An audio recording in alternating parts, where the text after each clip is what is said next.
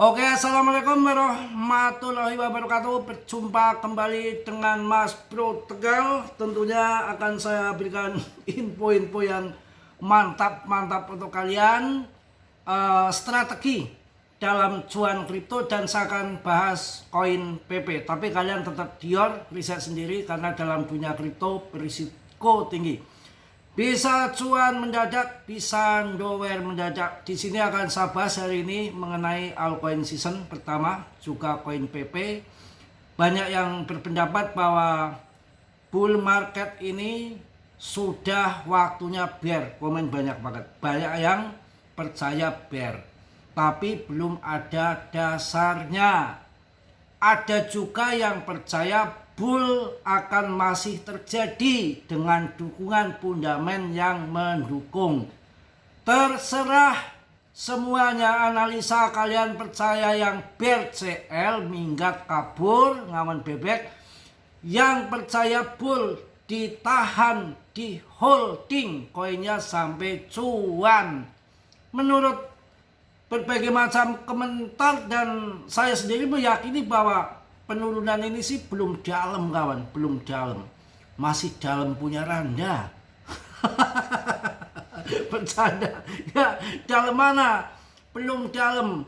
Yang bahaya itu, kalau yang bear itu, kalau mau bear yang bahaya ya BTC.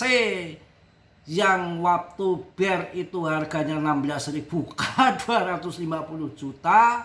Sekarang sudah masih di 1,4 miliar yang dulunya kemarin di ATA-nya 2,1 M. Nah, kalau altcoin kalian mau bear ya biar saja bear, mau apa kalau bear? Wong sekarang aja sudah ngember begini, udah nyember, sudah sember. Sekarang benar harganya sudah ancur mina, mau di CL rungkat kita. Nah, nanti kalau tahu-tahu di tahun 2026 kuartal 1 Januari, Februari, PAM gila-gilaan seperti super cyclus 10 tahun sekali dan ugal-ugalan naiknya di tahun 2017, kita gimana? Karena beberapa bulan setelah shutdown itu BTC terbang gila lagi. Dan jangan berharap sekarang BTC ke 16.000 ataupun 250 juta seperti tahun 2022. Sudah nggak bisa. Sudah banyak yang akumulasi, sudah banyak institusi, dulu nggak ada institusi masuk, belum perusahaan besar di belahan dunia makin hip, makin rame, makin meluas, makin terkenal.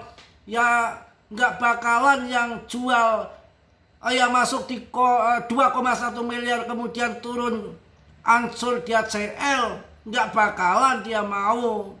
Kalau dulu pemainnya hanya Dokbon, FTX, Ribo itu si Bookman, ya, si Justin Sun, kemudian Fidelity, JP Morgan belum, kemudian siapa lagi, ada Elon. Hanya beberapa orang, segelintir orang aja kalau mereka dam-dam. Sekarang sudah banyak paus, sudah beda kelompok. Yang satu ngedam jualan, yang lainnya ngepam bisa saja. Belum dalam, masih dalam Randa. Bercanda mulu. Bercanda kawan.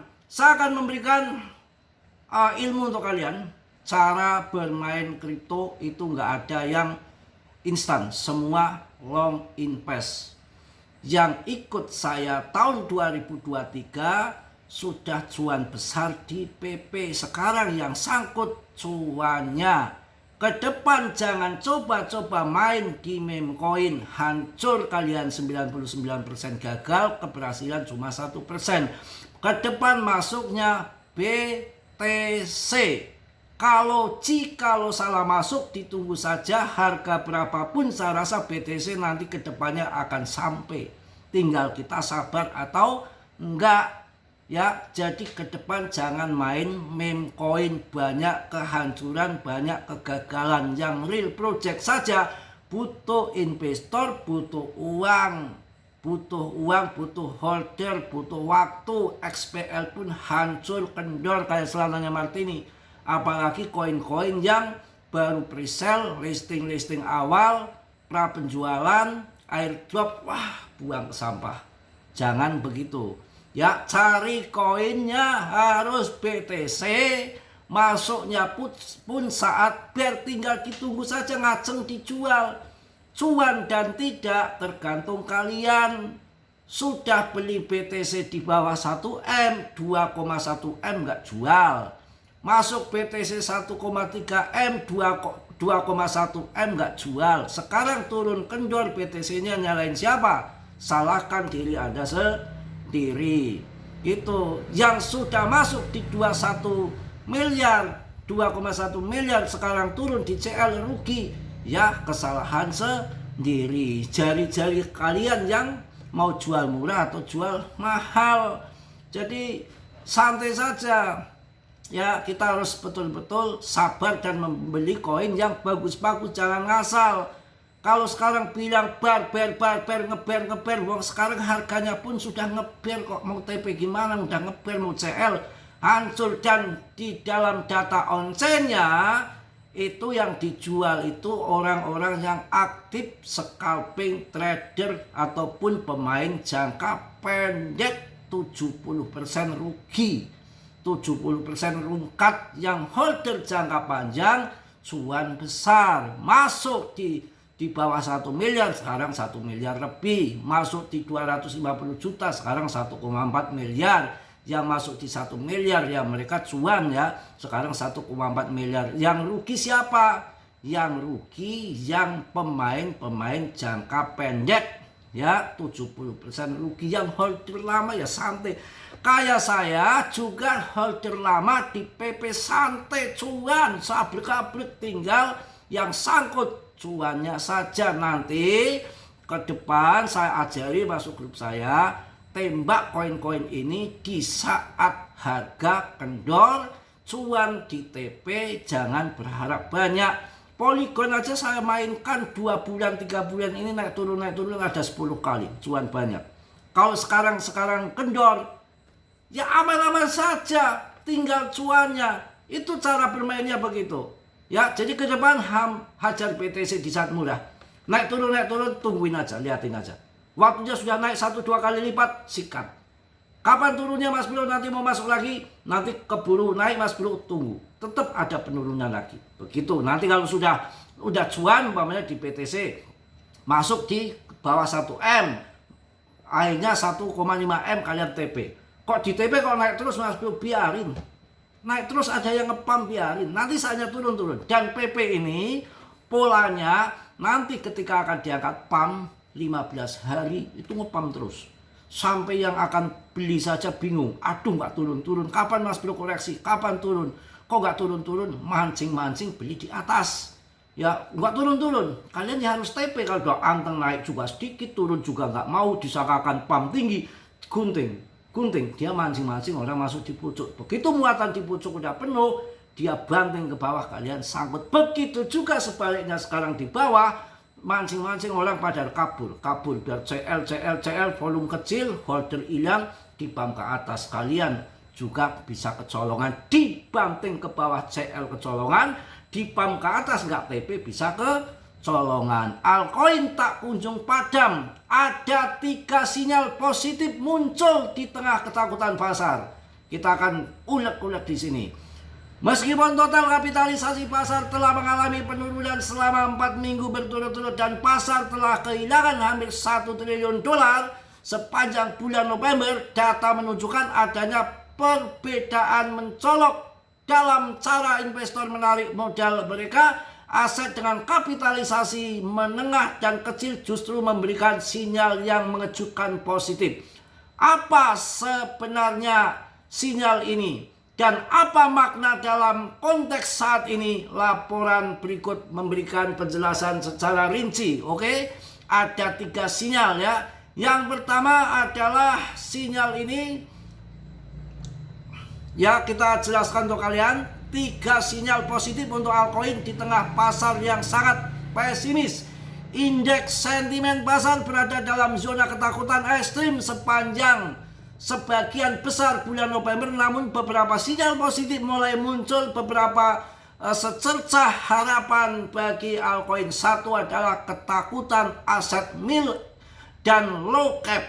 Laporan dari CryptoQuant membandingkan kinerja kapitalisasi pasar Bitcoin, altcoin kapitalisasi besar, serta altcoin kapitalisasi menengah dan kecil. Hasilnya menunjukkan bahwa aset dengan kapitalisasi lebih rendah justru menunjukkan ketahanan yang signifikan. Itu yang pertama. Yang kedua adalah perbedaan arah dominasi BTC dan altcoin. Faktor penting kedua adalah adanya perbedaan arah antara dominasi Bitcoin BTCD dan dominasi altcoin lainnya. Others D, dominasi Bitcoin mengukur pangsa kapitalisasi pasar yang dimiliki oleh BTC, sedangkan Others S, D mengukur pangsa pasar dari semua altcoin di luar 10 besar. Grafik menunjukkan bahwa pada bulan November meningkat dari 6,6% menjadi 7,4%, sementara BTCD justru turun dari 61% ke 58,8%. Arah dominasi Bitcoin sudah mulai turun.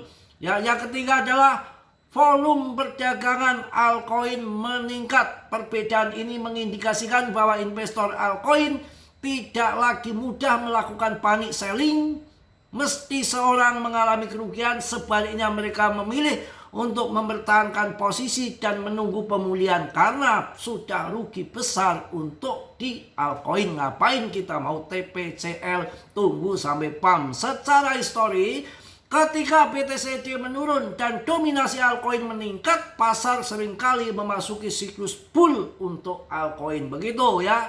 Ya, kalian bebas milih yang mana. Data dari Binance juga menunjukkan bahwa aset ini 60% volume perdagangan berasal dari altcoin. Angka tertinggi sejak awal tahun 2025. Hal ini menunjukkan adanya peningkatan minat dan aktivitas di pasar altcoin meski sentimen umum pasar masih diliputi ketakutan ekstrim. Sabar karena ya stimulus lagi dalam proses ya pemangkasan suku bunga, pivot, ya sabar ya. Juga seorang analis Martun meyakini bahwa data ini menunjukkan di mana aktivitas perdagangan yang sesungguhnya sedang terjadi. Saat ini aktivitas tersebut sangat terkonsentrasi di luar aset kripto, utama altcoin kembali menjadi instrumen perdagangan yang sangat populer di platform Binance. Tunggu saja. Secara keseluruhan, altcoin dengan kapitalisasi menengah dan kecil saat ini menerima arus likuiditas yang kuat. Selain itu, mereka juga menunjukkan kinerja harga yang lebih baik serta peningkatan pangsa pasar.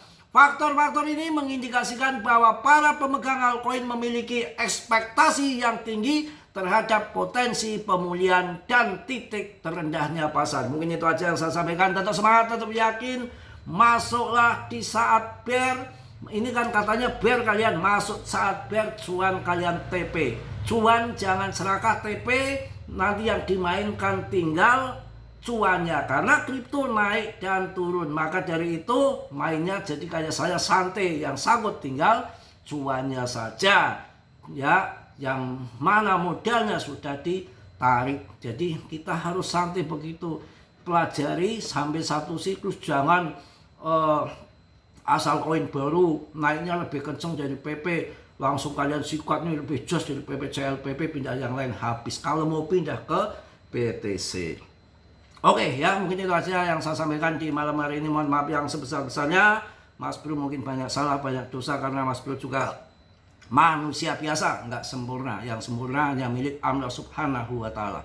Yang positif kalian ambil, yang buruk kalian tendang. Kiranya sudilah yang belum subscribe untuk meng-subscribe. Yang sudah, Mas Bro ucapkan banyak-banyak terima kasih. Dan selalu saya ingatkan sekali lagi, dalam dunia kripto berisiko tinggi, Mas Bro tidak bertanggung jawab atas kerugian kalian. Semua kerugian ditanggung masing-masing.